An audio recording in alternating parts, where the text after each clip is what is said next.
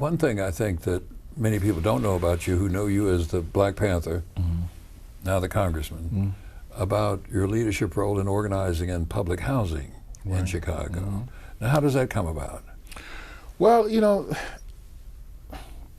I have this thing about poor people.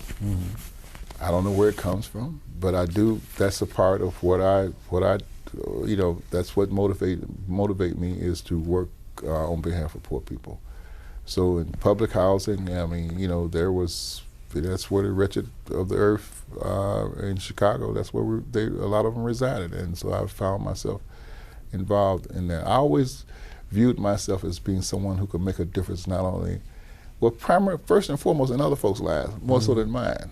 You know, I mean, a lot of the stuff when you're coming up as you're young and you know, and have either limited responsibilities or no responsibilities, then you could afford to kind of look at other folks' lives and how you can impact.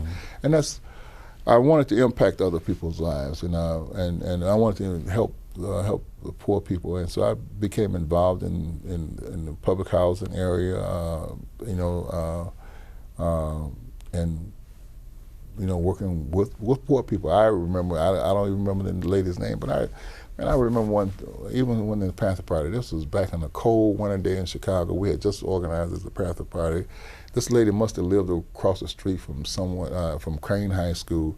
We had a rally at Crane High School, and somehow we wound it up in her basement. Somebody must have came and told us that this lady was there without no heat, and she had some babies. Man, I went into that apartment, and it just moved me. I can't forget that image. I don't know her name. I don't know how we helped her. I'm sure we helped her, but I just can't forget that image of this lady with these 2 children in this basement apartment, and no heat there, and you know, and bundled up in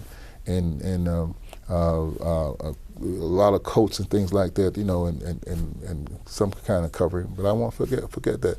And I guess it really, Julian, it kind of reminded me of where, you know, my younger years in the South and in Georgia, and you know, coming from a family a poor family. So those things had made quite an impression on me, you know, and even today, that's what motivates me.